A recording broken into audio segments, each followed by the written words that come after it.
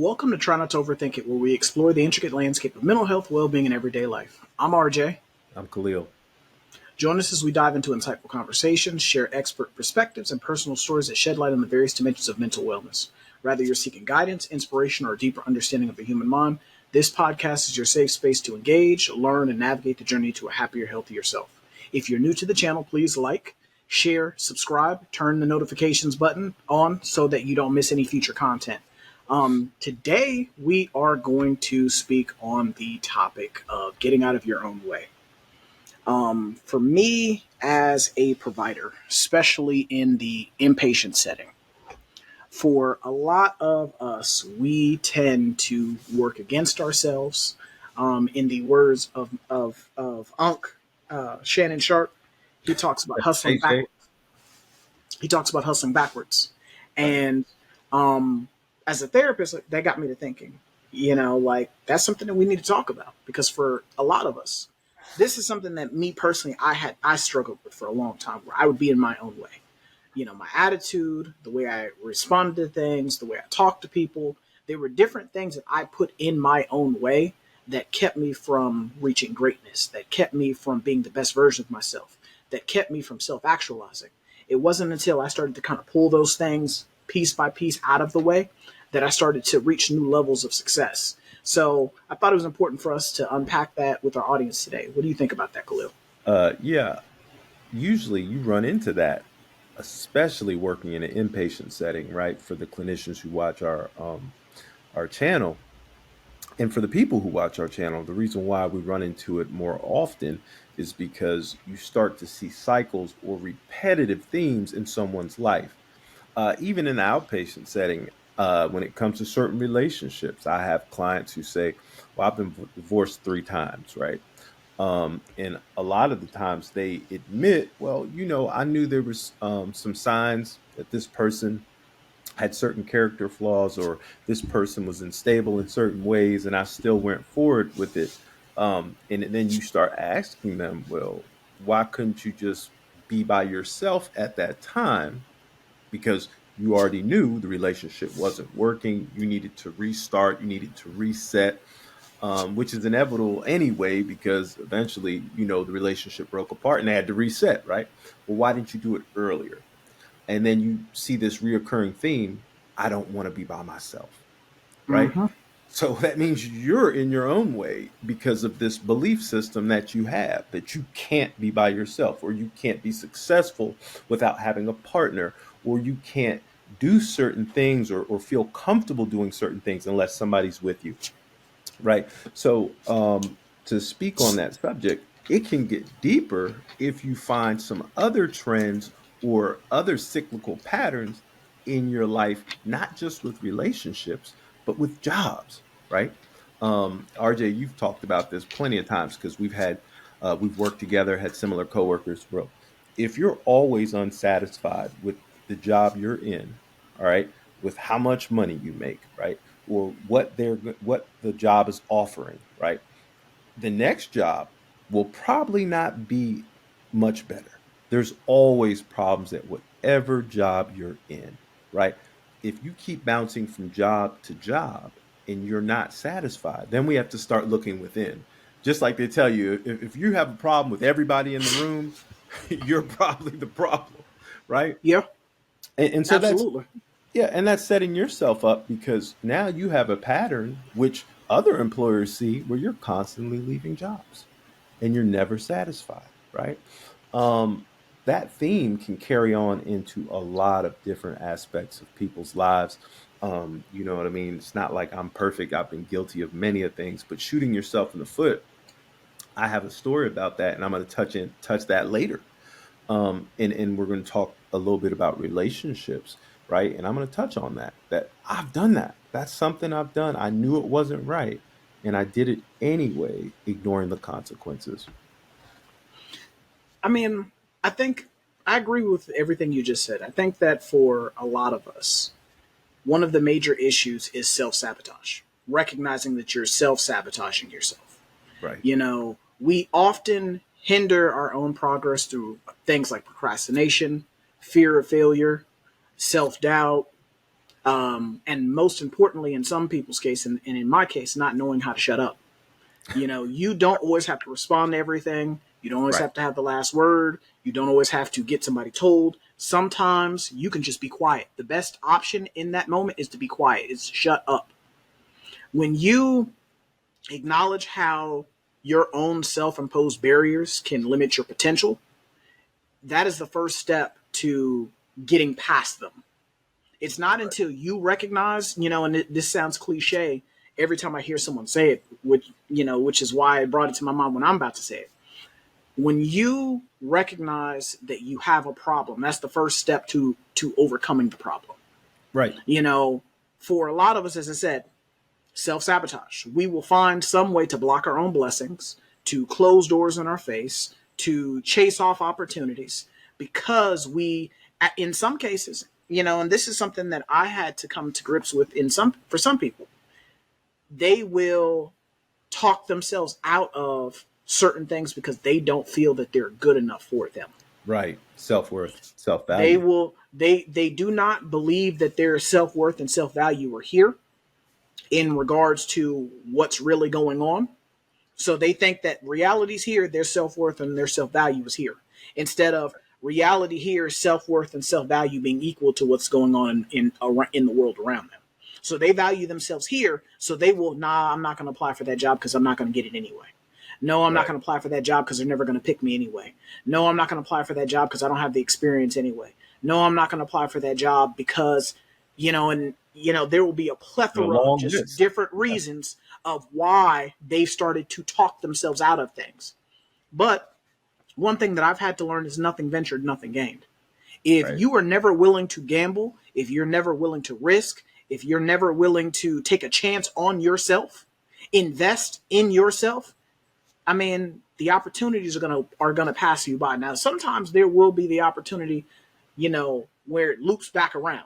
It comes Hmm. back around and Hmm. it laps you, and it catches back up to you, and you get a second look at that opportunity. But a lot of times in life, you only get one opportunity, One opportunity, one and chance. so it's very important that you are making the most of the opportunity in the lifetime of that opportunity. Right. And I taking have this advantage con- of that. Absolutely. I have this conversation with my employees all the time at work, especially the younger ones who are just starting out on their professional journeys, where they've worked, job, job, job, job, job, and then now they're, slowly trying to matriculate and step into a career. Hmm.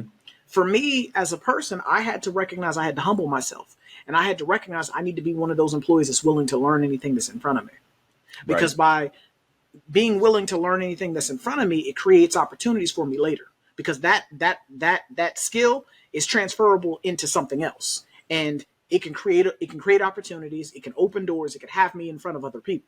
So I explain that to them. When you're only doing one or two things, recognize that you're only going to be seen for those one or two One or things. two When you're things. doing 10, 15 things, guess what? There's the possibility that there will be an opportunity for you to be seen by more people because you're doing 10 or 15 things. Not, Right. not only that, not only are you just doing 10 or 15 things, you're doing 10 or 15 things and you can be trusted and depended on to do those 10 or 15 things consistently. Right. And you're When learning. people start You're to, learning. That's exactly. the main thing. That if you reach out and try something different, Mhm. something new, you're going to learn a skill, all right, or some sort of new attribute that you can use in the future. That's what the Abs- whole purpose is of trying different things and doing different things. Absolutely. I think that another thing is, overcoming perfectionism. People Right. think that they have to be perfect at everything that they do. Any new thing that they try, they got to be perfect at it. And when they're not perfect at it, they quit after that first time or that second time. Um, they get a fear of trying it again or trying something outside of their wheelhouse or what they're comfortable to and or comfortable with, I should say. And for me, I've had to tell people, being focused on being perfect can lead to a paralysis, which Right. prevents you from even starting new projects, even being seen for new projects, or even being considered for new projects. Imperfection is a part of the growth process. It's a Right. part of the elevation process. It's a part of the evolution process. If you are trying to have things you've never had, and I said this numerous times on this podcast, if you're trying to have things you've never had, you have to be willing to do things you've never done, Right. and be willing to fail. Be willing to come up short. Because I tell my That part. employees all the That part right there. yes, That part.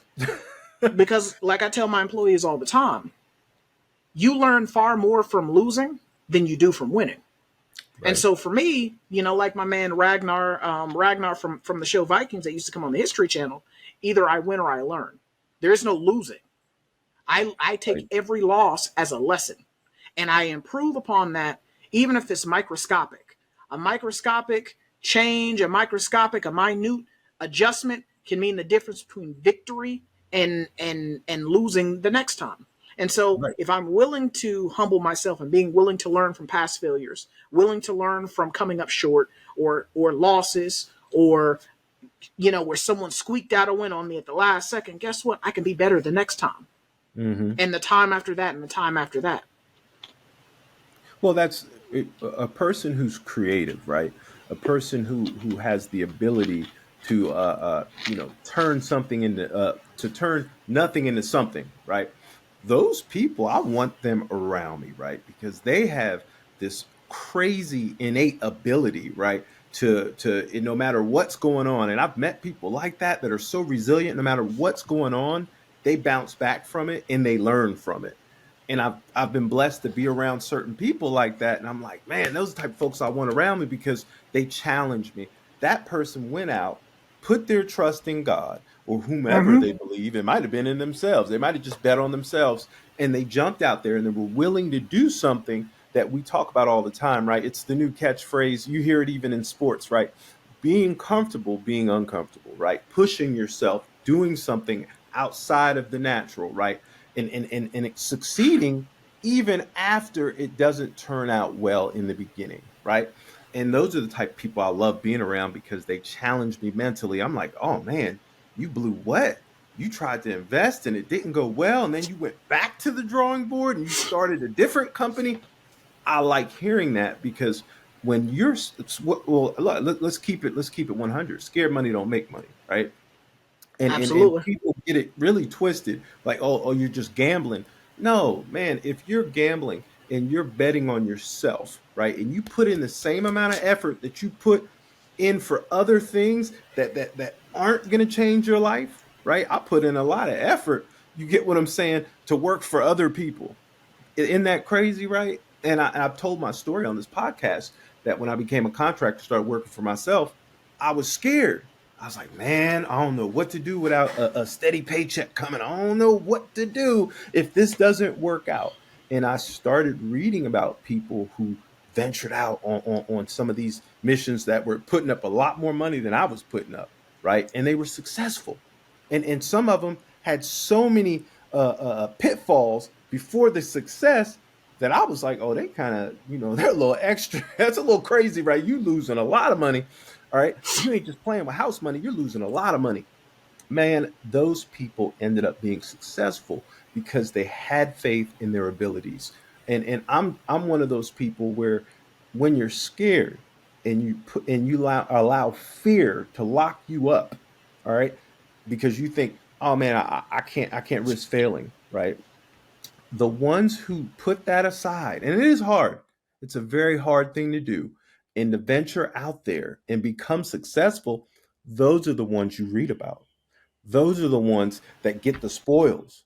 Those are the ones that end up winning.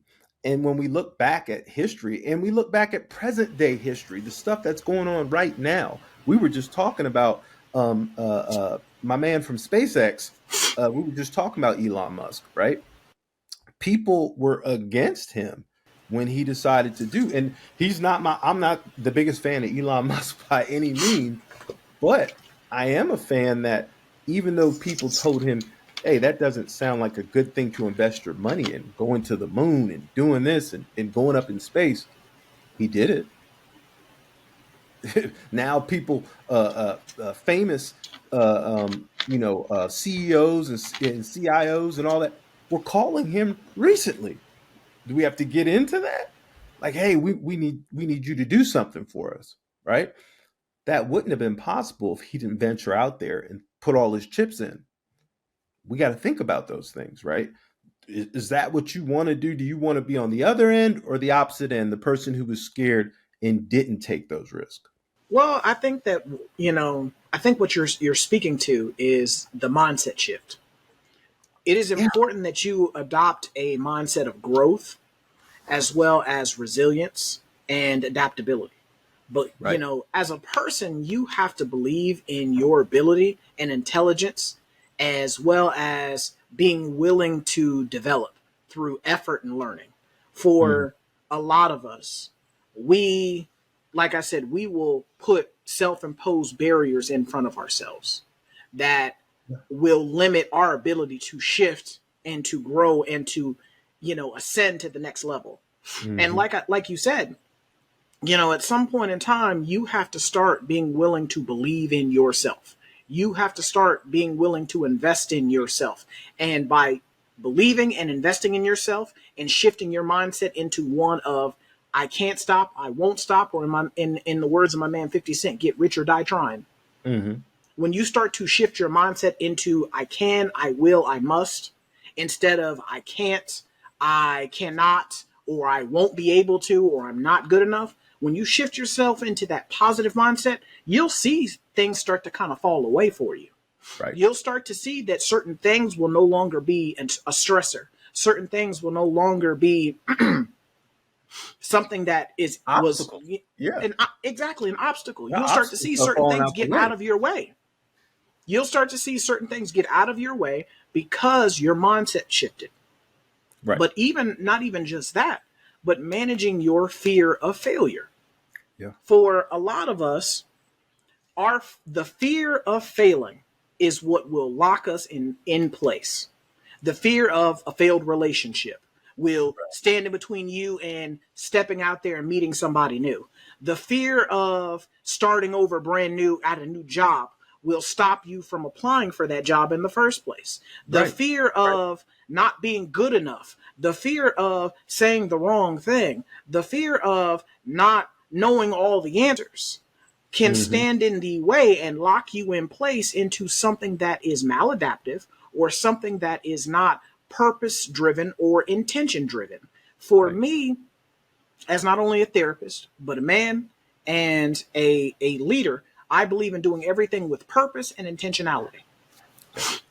Meaning that everything that I do, from the moment that my alarm clock goes off and I swing my legs off the side of the bed, everything that I do from that moment on is geared towards some sort of purpose, some sort of intention. And nothing, and I mean nothing, is going to stand in the way of me obtaining that purpose and staying on track. Hmm. At times you have to reframe failure as a learning experience rather than an endpoint. Right. At some point in time, you have to, I'm going to say that again. At some point in time, you have to reframe failure into a learning experience rather than an endpoint. For a lot of us, we see failure as the end all be all. If I Right. fail, I'm dead. I'm not going to try again. But imagine where we would all be if that was our mindset on everything that we did. From the moment we started off as little babies, we're all learning.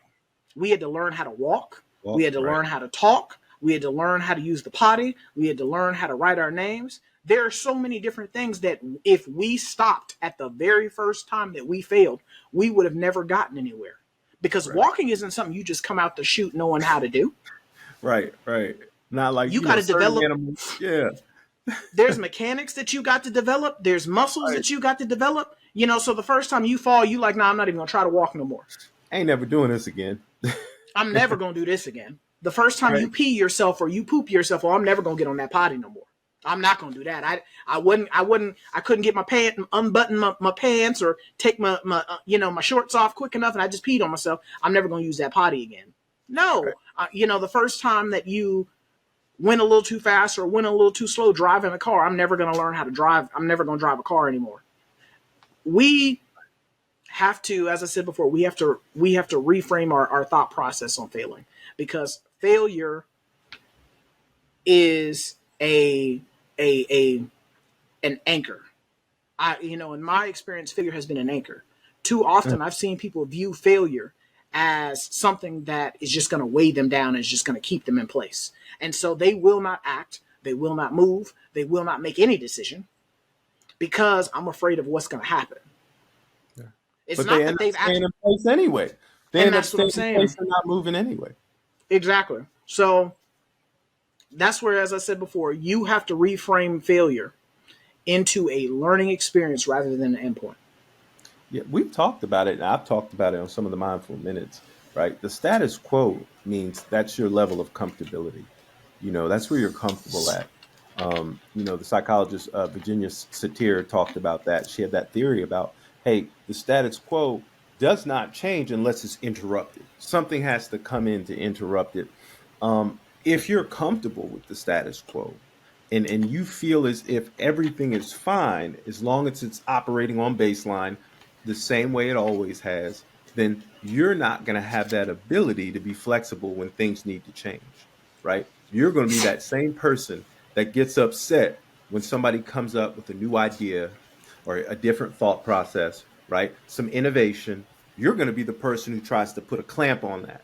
You get what I'm saying? Because you have that inability to be flexible. And so people will start to notice that and they won't even bring certain stuff to you. See, it starts bringing you into a lot of the mindset of some of the people who could not change, could not matriculate, could not move through and do something different, right? Those people have an inability to pivot. I can't mess with you. Today's business model, if you can't pivot, right, you won't go anywhere. One of my favorite Absolutely. one of my favorite musicians from when I was a child, right, was Dr. Dre, right? And we grew up. The people who are my age group, we grew up seeing him on NWA in the little group and making beats and doing this. Next thing by and that was the late '80s, mid '90s. He was making R&B music, or early '90s. He was making some R&B music for like Miss Chalet, and then he dropped Snoop's album, The Chronic, and then he had the little other projects he was doing. So everybody, we seen him, drop off a little bit. We ain't heard nothing from Dre. Boom, comes back with Eminem, 50 Cent. You get what I'm saying? He changes up the game. He's got Beats headphones. He sells that. That's what we're talking about when we're talking about being able to pivot. For some of you folks who are a little new school, I want you to understand what he had to do. Because imagine being in that situation if all you ever knew was making little beats on your little SP 1200. You don't know nothing about no going out there and trying to learn new styles and signing new artists and interacting with Apple and all them about beats and headphones and this and that and the third, right? Now everybody's doing it because they've seen him be the first one to jump out and do it. Because those old school artists weren't doing that. There was nobody jumping out. And I'm a Rakim fan. I grew up on the East Coast. Rakim wasn't doing that. You get what I'm saying? LL Cool J switched up the game a little bit, right? He had to pivot. He said, well, I'm going to go into acting. Well, we've seen that before. That wasn't, you know what I mean? That wasn't as risky. But and so that's the reason why I want to give that man his flowers, because a lot of people don't see the innovator who started it, right? Now everybody's trying to jump on that trend, right? But what they're doing is they're actually pivoting. I'm not just a musician. I'm more than just an artist. I'm a businessman. Mm-hmm. And they're doing all that so they can make the money that they feel that they're worth. And for real, I feel like we all are worth something. You know what I'm saying? God says we're worth more than gold. So I mean, regardless, I know I have a higher ceiling than what I'm doing right now. And I'm gonna have to change. I'm gonna have to do some things. I'm gonna have to step out on faith, and hopefully, Lord willing, I'll be able to walk on water. So one of the things that you talked about in one of the mindfulness minutes, and if you don't follow us on TikTok, please follow us on TikTok. Please. TikTok, the link will be down below. We drop content on there every day, mindfulness minutes, and also segments from the show. So if you're not able to watch the full show or listen to the full show, you can get parts of the show from being Bits. following us on TikTok. But one of the mindfulness minutes you talked about was control, and you talked about letting go of control. You talked about how it was important that being able to let go of control, and not being in control of everything that is going on, you can alleviate some unnecessary pressure from yourself. Hmm. We as human beings, we struggle with that. We struggle with not being in control of every facet of everything, of every part of our day. And the problem with trying to micromanage every little thing is the fact that you will not be able to manage everything. It's Everything impossible. is not going to be something that you can contribute, elicit control over. I can't control how hot or how cold it is outside. I can't control how long, how many days, or how long in a day it's going to rain. I can't control how strong the wind is going to be. No different than I can control, and I tell this to my clients all the time and my staff. You have no control over what other people do, but you do have control over what you do. And so sometimes you have to take a step back, as you alluded to in the mindfulness minute. Sometimes you got to take a step back and allow things to flow naturally. Right. And by allowing things to flow naturally, you can kind of flow into better outcomes. It kind of goes back to, we've talked about this before, about trying to fit a square peg into a circle hole. A Hmm. lot of times when we are trying to control the outcome of everything, we want it to fall in our favor so bad that we will try to hammer a square peg into a circle hole and it doesn't fit. Doesn't work. Whereas, as you alluded to, sometimes you got to pivot. So sometimes, hey, your intro into music may not be for you to be an artist. It may be, hey, I got to pivot into writing songs for other people. Right. Then once I catch on with that, I can then pivot back into being an artist and writing my own songs. But by being willing to release control and being able to acknowledge that, hey, maybe I might have to go right instead of going left like I wanted to, that I can I can see some advancement. I Right. can see some Right. Right. elevation going.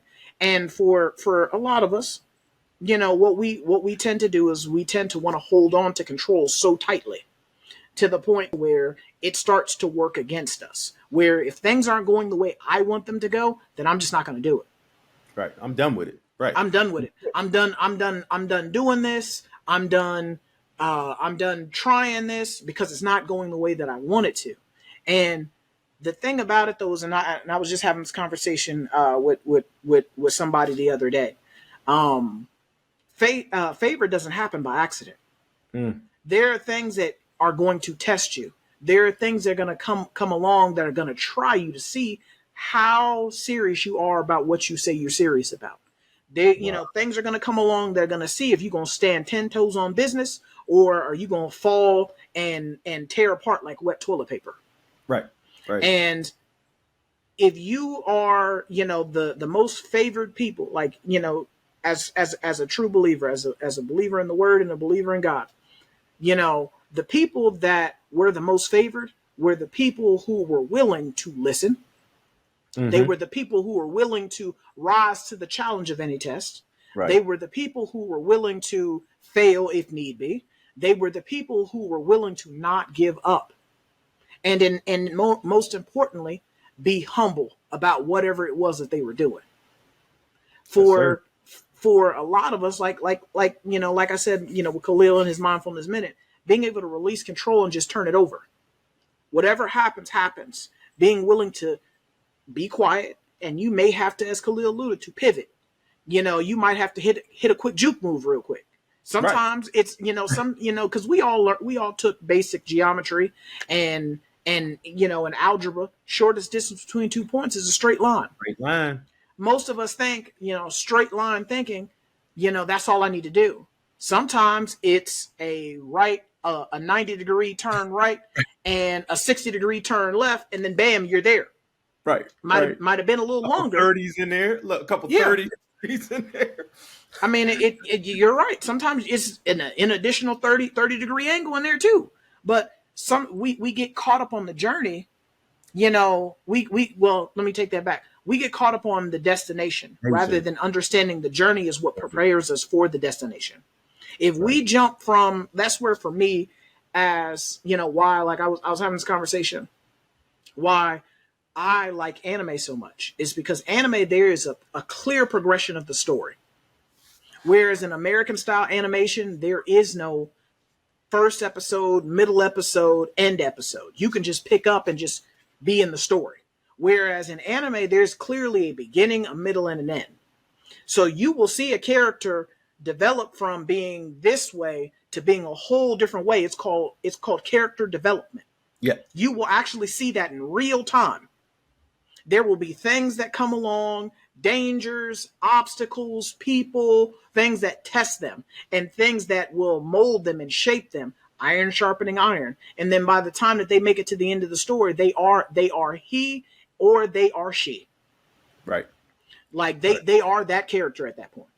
And so for most of us, being able to just turn it over and just take your hands off of it and just go with the flow, Mm. being adaptable, being flexible, being resilient, as Khalil alluded to, is a lot of times going to work out in our benefit better than if we planned it for ourselves. Right. The character building. Uh, Mm-hmm. what RJ's talking about, for those of you who read the Bible and you like studying the literary allegories and stuff like that, because that's very interesting to me, because I have questions, right? And for those of you who struggle with your faith, don't ever be afraid to ask questions. One of the questions I remember asking a Bible scholar, a pastor that I was able to talk to, and I said, "Man," I said, I was reading, the Word of God, and I was trying to figure out some of the Old Testament and some of the issues that the children of Israelite had, right? Because you hear they're very stubborn, right? And God had to take them all through the desert, right, to get into the promised land of Canaan. And the funniest part about it is, even in the Bible, when you look at that, it alludes to the fact that there was a quicker way to get there, but they could not allow them to go that way, because if they got there too fast, their resilience and their character, and because they were already ready to give up as soon as they started the trip, right? Imagine what would happen if he took them the shorter distance. And I was like, well, explain that to me. We get to the point where Joshua and the scouts go out. Some of the people who went out were saying that there's giants in the land and we can't go in there. Joshua did not give that report, right? We noticed he was like, no, we can take them, right? We have to start Mm-hmm. to think, this character building process we're going through is going to prepare us, so when we do face some giants, we're not going to get scared. We'd be more like Joshua, right? We'd be like, all right, we're not afraid of that because we've already been through some things. I already know what it is to take on a giant. I already know what it is to climb a mountain. I already know what it is to cross the sea, right? When we start thinking about our path in life, all right, there's always ebbs and flows. Nobody has that straight path. For those of you who did have a straight path, you might notice you don't have the resilience and you will quit when things get rough, right? But for those of us who did have those peaks and valleys, Rajamel going through the military, coming out, going back to school, and staying in the reserves and going through all that stuff builds character. A lot of people don't, rising up in the ranks, a lot of people don't understand that. They're not battle tested. So when there's stuff that happens in their life, right, they quit, they fold, right? And that's what we're talking about right now. You will be, the only obstacle is you. You will be the person who's shooting your own self in the foot. They call it self-inflicted wounds, self-inflicted problems. Therapists understand that, and they might not want to tell you, but I'll tell you, a lot of the stuff that you're doing is self-inflicted. When you stop, when you start looking at your patterns of behavior, when times get rough, do you fold? All right. When you fail, do you give up, or are you going back to the drawing board and starting over and going right back at it? That's what we're trying to get to. We want to push people to that level of motivation. Well, I mean, it's important that people give themselves some grace and mercy. I Right. think that it's okay to fail, and it's okay to treat yourself with kindness, especially during setbacks. Yes. Often we hold ourselves to higher standards than others would. And Mm-hmm. by holding Our own ourselves worst to critic. such a higher standard, I mean, I'm not saying don't hold yourself to a standard. Don't I'm not do Yeah. not Don't take quote that him on away that. from this conversation. Always hold yourself to a standard. But I think that for a lot of us, there's reality and there's sometimes where we view ourselves. Mm-hmm. Where we view ourselves and reality have to be aligned. If where we view ourselves is higher than what's going on in reality, you're setting yourself up for a major fall. Right. Because life has a way of kicking you in the teeth sometimes. And if you have yourself up here when in reality we're really down here, you gonna be in for a bad spot. But being willing to forgive yourself and being willing to give yourself the grace and the space to grow and to learn from this, excuse me, is important. Because if not, what is going to wind up happening is you are setting yourself up for failure down the line. Right. Because by not taking any time to heal, by not taking any time to forgive yourself, by not taking any time to process what you are feeling, you are limiting your ability to learn from whatever it was that just occurred. Right. It's and it's and you but you it's also important that you take accountability for the things that you may have contributed to that caused you to be in the space that you're in. As a therapist, I cannot espouse the importance of accountability enough. Nobody can make you do something that you don't want to do. And so when you are making poor choices, when you are making maladaptive decisions or surrounding yourself with maladaptive people or negative influences, you have to own that. Right. Right. You have to own that and be willing to accept what comes along with making those choices. Mm. But also being willing to forgive yourself when you've made a bad choice and being willing to learn from making that bad choice. Right. By being willing to do that, by being willing to acknowledge the part that you play in things and also the decisions that you make, how they contribute to things, it allows you to see the bigger picture Mm. versus tunnel visioning yourself and thinking that you are always right and that it's always somebody else's fault. Right. I think that for a lot of us, we struggle with that. We struggle with the self compassion. We struggle with the forgiveness. We talk about that because you hear that nowadays on TikTok and on the different social media platforms about grace and mercy. Yes, we should be giving grace and mercy to other people, but you should also be giving grace and mercy to yourself. Right. Taking and on top of that, you should also be taking some ownership for yourself. Forgiveness does not absolve you from the responsibility of the decisions that you make. Exactly. For a lot of us, we think that just for, and I had this conversation with my sister.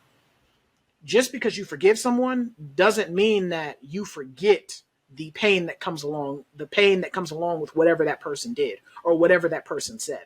But by forgiving them, you are releasing yourself from continuing to experience it and continuing to relive it Right. versus if you held on to it. And so for a lot of us, like I said, we will give things to other people that we don't necessarily give to ourselves. You have to love you enough to where you can say, I forgive you for making that stupid decision. That was dumb. But I forgive you for that. And moving forward, we're not going to do that no more, big dog. And so sometimes you have to You have learn that from it. conversation with yourself. You learn from it. And You taking learn from it and you grow accountability. from it. Yeah, taking accountability, right? We all make mistakes. And that's what we're talking about. That resilience is a part of that. Acknowledging, all right, that wasn't a good move. How can I do this better? What do I need to adjust? Right. And having that self-compassion. I messed up. I'm human. I am going to do some things that are not perfect. I am going to do some things that offend people sometimes. I have to be able to give myself that type of compassion and grace, right? And mercy as I extend mercy to other people. So I told you guys in the beginning of the podcast I was going to talk about relationships, right? Shooting myself in the foot in relationships. Well, I've discussed this many a times.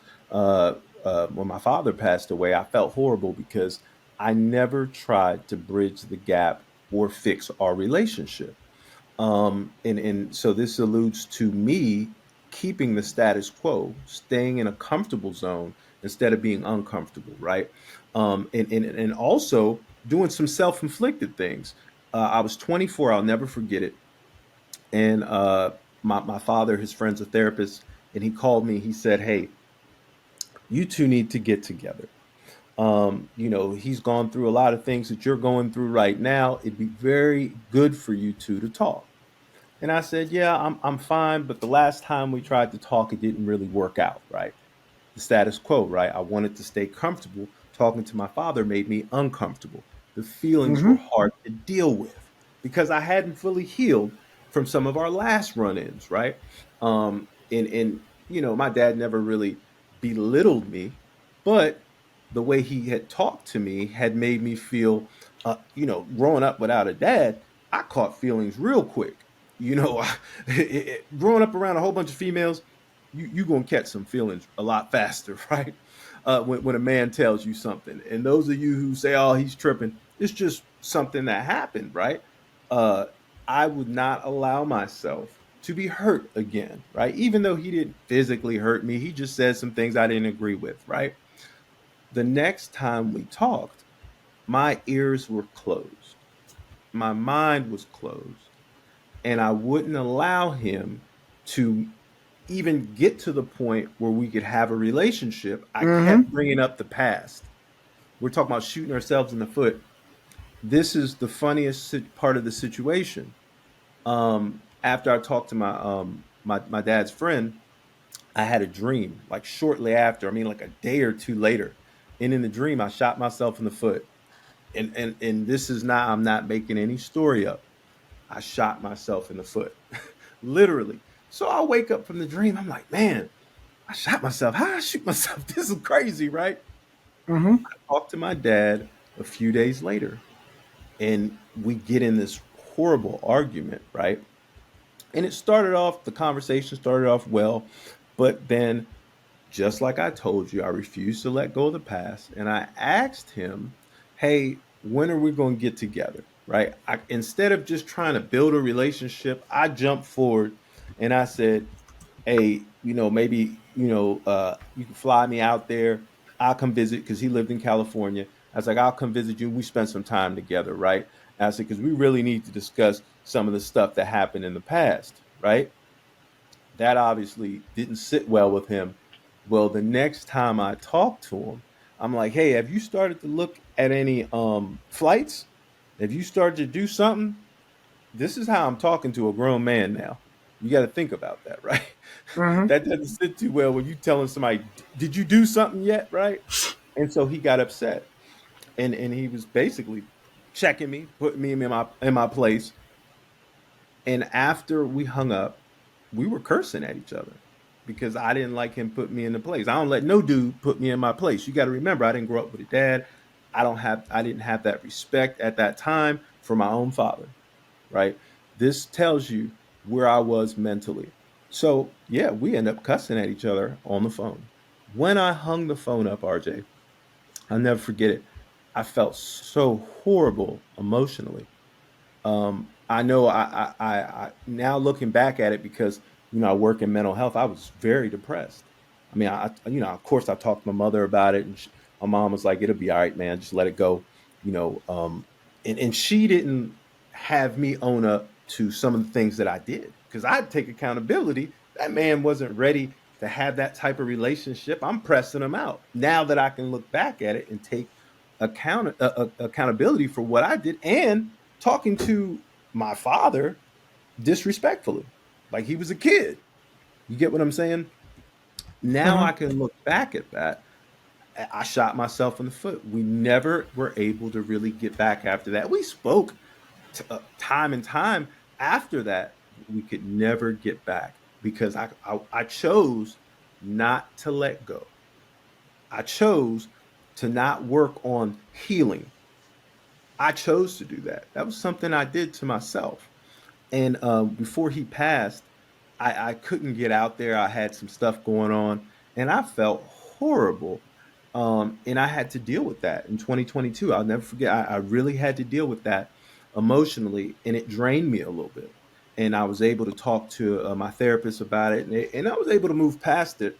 But that was me shooting myself in the foot. I think that one of the things that I liked about what you said was the fact that one, you acknowledged where you went wrong, but then two, you also sought external help. You didn't just operate inside of a vacuum by yourself.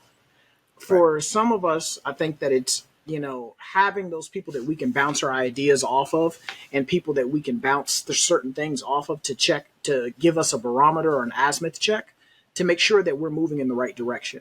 It's Right. okay to discuss certain things with external people, rather it's through mentorship, collaboration, or outsourcing the information to somebody else. But having those people that you can trust, having those people that you can depend on, having those people that you can kind of bounce those ideas off of to tell you if you're tripping or not, to tell you Hmm. if what you said is the right thing. Now, where I think that a lot of people get it wrong is they seek the assistance after the fact instead of Right. seeking the assistance before the fact. If I have to talk to somebody about something important, I will seek guidance before I Guidance. go Right. speak to that person. Before I go speak to that person, I'll go seek the guidance first. I will go, I will plan out what I'm going to say. I will create a clear vision of what I'm Right. hoping to accomplish before, because that way it limits my ability, it limits my chances that I'm rambling incoherently, I'm not making any sense, or, Right. excuse me, or, keeps us from now create having an argument where there did need to be one. Right. Well, look, RJ, Having, I'm going to speak to what you said. mhm, Uh, my sister had talked to me before I did all this. I was 24. My sister's only a few years older than me, 27, 28 at the time or something. And she was like, "No, I wouldn't do that," because she knew I was still suffering. mhm, I wanted answers. And my sister had gotten to the point where she accepted she wasn't gonna get the apology. She wasn't gonna get the answer because she was older than me when my parents got divorced. And she had already accepted in her mind that that wasn't coming. You get what I'm saying? And she had told me, "Hey, this might not be a good idea for you." And I didn't listen. That's why I said I take accountability for everything I did, because I did do what RJ said, which was smart, but I didn't take heed to what they were saying. Please continue. and that I'm glad you said that, because again, if you are seeking people out for their perspective, listen to what they're telling you, especially if Right. you can trust them. Now, I'm not saying listen to everyone, because I talked about Everybody. that in the mindfulness minute. You got to be very, very mindful of who you are taking advice from, because a lot of people watch you torch your life and stand back and just watch you burn it up. They won't. They will tell you, "Hey, yeah, go do this," and then watch you burn up your whole life. No, if these are people that you can trust, people that are dependable, people that are reliable, people that are, most importantly, consistent, heed what they're telling you. Don't, because then it becomes disrespectful that you asked them for their advice and then you went and did what you wanted to do anyway. Hmm. At that point, what did you ask me for? Right. Right. What did you come and ask? What did you seek me out for, to ask me about what you should do if you weren't going to do what I told you to do? That's what it becomes at that point. And so that's where, as I said before, when you have people that you can trust, when you have people that you can depend on, that you can, consistently go to for advice and for guidance, trust what they're telling you. And if they give you sound, rational, good intentioned advice, heed it. What do you have to lose at that point? Right. What do you have to lose at that point? And that's where, as I said before, being humble is a key thing in getting out of your own way. Because when you are humble, you are able to take advice from other people without overthinking it, without overshooting it, without, as my man, I can't even think of his name, as he says, overwhooping it. You can get things done without doing too much, Right. because you have faith in other people. You are humble enough to take what they're telling you without getting your feelings, without being upset, without being mad, without being all over the place. You are able to sit down and being able to unpack that without operating inside of a vacuum by yourself. Right. I And think not that be defensive and take it, and you know, and instead of taking it as constructive criticism or someone who's trying to help you better yourself, people get defensive so quickly. they take it as hating. Right. You a hater. That's the first there thing you hear. there's a difference between someone who's hating and someone who's providing constructive criticism. For a person that's hating, they're telling you your idea is stupid without telling you how to improve your idea. Whereas someone who's providing constructive criticism will tell you, hey, possibly, maybe your idea is a bad one, But Right. if we do some minor adjustments, some tweaking, some alignments here and there, or as Khalil said, a pivot, guess what? Now we're hitting on all cylinders. That's the difference between hating and constructive criticism. But for a lot of us, what we tend to do is we tend to see someone not aligning themselves or their worldview not being the same as mine as something negative. I like for people to think the opposite of me because it gives me another perspective in order to see problems and in order to see the world versus me and being left to my own devices and my own thoughts, my own opinions, my own feelings. Guess what? I only see things from one perspective and One one perspective. vantage point Right. versus from multiple vantage points and multiple perspectives because your the things that you've experienced in your life help shape your reality. And Mm. so the more people that I can be exposed to, the more experiences that I can be exposed to as well, which can then allow me to help make better decisions moving forward. Right. Everything that we're saying, these are not things that we just woke up and because today is the day we Right. we just had these ideas. No, these are things that have come from a cultivation of 30 plus years of living because Khalil's in his 40s, I'm in my late 30s, and then also from the world around us. I've watched someone else struggle with something, and then I recognize if I don't want to get what they got, don't do what they just did. Mm. But one of the main important things that I will say that has contributed to this overall topic and us being able to get to where we wanted to get to was having a clear vision and goals. Yes. Those who fail, as my dad likes to say all the time, those who fail to plan to fail. Plan to fail. Yeah. For a lot of us, by not having clear, concise goals, not having things in alignment, not moving on purpose, not moving with intention, not prioritizing things appropriately, it allows you to get lost in the woods. Hmm. Imagine just walking into a giant forest with no roadmap. How far are you getting? You'd be How long lost. do you think it's going to get You would you? be How lost. long do you think it's going to take you to get from one end of the forest to the other end of the forest versus when you have a roadmap? Right. You Right. have a map that's going to guide you. How long do you think it's going to take you to get out of the forest at that point? It's going to take you a lot less time because you have clear direction. For a Right. lot of us, as I said at the very beginning of this episode, for a lot of us, we're just moving and grooving in life, figuring it out as we go. And we all have that friend or that person that we know that lives like that, where they're trying to figure it out as they go. Ask them how often things work out for them like they're supposed to. Not a lot. Not a Not a lot. lot. Well, what RJ was talking about, I mean, we've touched on several points. We talk about self-inflicted wounds, right? We talk about Absolutely. fear, right? Fear of failure, right? We talk about not planning and not having a vision, not having goals, right? All those things are talking about people, all right, who are struggling to make it. All that points back to people who are struggling to achieve what they would like to achieve.